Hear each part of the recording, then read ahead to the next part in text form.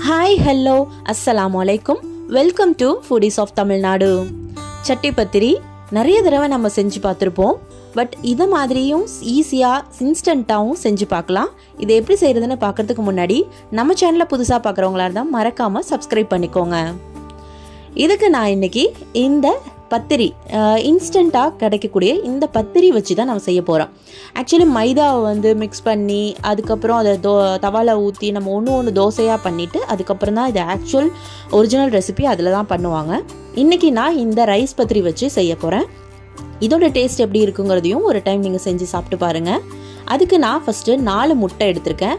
அதில் கொஞ்சமாக pepper, salt, 1/4 cup பால் சேர்த்து எல்லாத்தையும் நல்லா மிக்ஸ் பண்ணி இதை தனியாக எடுத்து வச்சுக்கலாம்.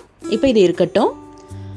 அடுத்தது ஒரு பேனில் 1 டேபிள் ஸ்பூன் எண்ணெய், அது கூட கொஞ்சமாக கருவேப்பிலை, அது நல்லா பொரிஞ்சதுக்கப்புறம் 3 வெங்காயத்தை நல்லா பொடியாக நறுக்கி அதையும் போட்டு நல்லா இதை வதக்கி விட்டுட்டு அதில் தேவைக்கு கொஞ்சம் உப்பு, பச்சை மிளகா வந்து 1 பச்சை மிளகா நல்லா பொடியாக நறுக்குனது அதையும் ஆட் பண்ணி நல்லா வதக்கி விட்டுடலாம். இதையெல்லாம் நல்லா வதங்கினதுக்கப்புறம் அதில் 1 டீஸ்பூன் இஞ்சி பூண்டு பேஸ்ட்டு அதையும் போட்டு நல்லா வதக்கிட்டு இதில் மசாலா எல்லாம் ஆட் பண்ணிக்கலாம். 1/2 டீஸ்பூன் மிளகாத்தூள், 1/4 டீஸ்பூன் மஞ்சள் தூள், 3/4 டீஸ்பூன் மிளகுத்தூள், 1 டீஸ்பூன் சோம்புத்தூள், அப்புறம் கரம் மசாலா 1/4 டீஸ்பூன். இது எல்லாத்தையும் நல்லா பச்சை வாசனை போகிற அளவுக்கு சிம்மில் வச்சு நல்லா வதக்கி விட்டுக்கலாம். இப்போ இதெல்லாம் நல்லா ஒன்று சேர்ந்துருச்சு, வதங்கிடுச்சு. இதில் வந்து நான் மஞ்சத்தூள் உப்பு போட்டு ஆல்ரெடி வேக வச்சு வச்சுருக்கேன் சிக்கனு, அதை இந்த மாதிரி ஷ்ரெட் பண்ணி வச்சுருக்கேன். இதை எல்லாத்தையும் இதுக்குள்ளே ஆட் பண்ணிக்கலாம். நான் வந்து ஒரு 250 கிராம் அளவுக்கு சிக்கன் எடுத்திருக்கேன். இப்போ இதை கூட நல்லா மிக்ஸ் பண்ணி எல்லாம் ஒன்று சேர ஒரு மூடி போட்டு ஒரு 5 நிமிஷம் குக் பண்ணி எடுத்திங்கன்னா இந்த நம்ம வைக்கக்கூடிய அந்த ஸ்டஃபிங் வந்து ரெடி ஆயிடுச்சு. இப்போ இது நல்லா ஆறட்டும், இது தனியாக இருக்கட்டும். ஃபைனலாக கொத்தமல்லி தழை போட்டு இறக்கிடலாம். நெக்ஸ்ட்டு நம்ம எந்த டின்னில் எதில் பண்ண போகிறோமோ, பேனில் பண்ணுறதா இருந்தாலும் எதில் பண்ணுறதா இருந்தாலும் அதில் கொஞ்சமாக ஆயில் வந்து நல்லா அப்ளை பண்ணிக்கலாம் ஃபுல்லாக. அடுத்து நம்ம அந்த பத்திரி எடுத்து வச்சுருக்கோம் இல்லையா, அதை வந்து இந்த எக் மிக்சரில் நல்லா டிப் பண்ணி இந்த டின்னில் வந்து ஆயில் தடவி வச்சுருக்க டின்னில் வந்து நான் ப்ளேஸ் பண்ணிக்கலாம்.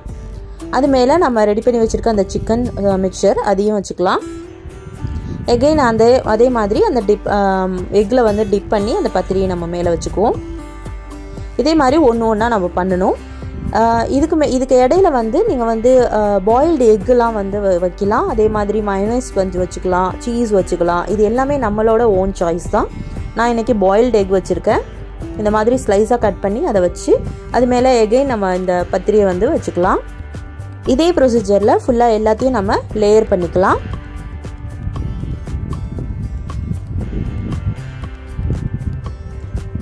இப்போ எல்லாம் முடிஞ்சதுக்கப்புறம் ஃபைனலாக இந்த கார்னர் ஃபுல்லாக படுற மாதிரி அந்த எக்கை வந்து நம்ம ஃபுல்லாக வந்து அதில் ஊற்றிடணும். பேலன்ஸ் இருக்கிற எல்லா எக்கையும்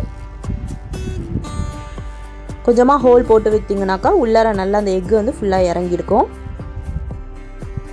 இப்போ இதை ஒரு மூடி போட்டு இதை வந்து ஒரு தவாவில் வந்து மேலே வச்சு ஸ்லோ டு மீடியம் ஃப்ளேமில் ஒரு 15 நிமிஷம் நல்லா குக் பண்ணி இதை வந்து ஒரு இன்னொரு பேனில் வந்து ஃப்ளிப் பண்ணி எகைன் ஒரு 5 நிமிஷத்துக்கு நம்ம வந்து இதை ஹீட் பண்ணி எடுத்தோம் அப்படின்னா சூப்பரான சட்டி பத்திரி ரொம்ப இன்ஸ்டண்ட்டாக செம்மையாக டேஸ்டியாக பண்ணிடலாம்.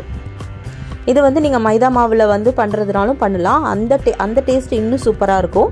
பட் இது இன்ஸ்டண்ட்டாக இப்படியும் இன்ஸ்டண்ட்டாக பண்ணலாம். இதை செஞ்சு பார்த்துட்டு உங்கள் ஃப்ரெண்ட்ஸ் அண்ட் ஃபேமிலிக்கும் ஷேர் பண்ணுங்கள். இன்னொரு இன்ட்ரெஸ்டிங்கான ரெசிபியோடு உங்களை மீட் பண்ணுறேன். தேங்க்ஸ் ஃபார் வாட்சிங்.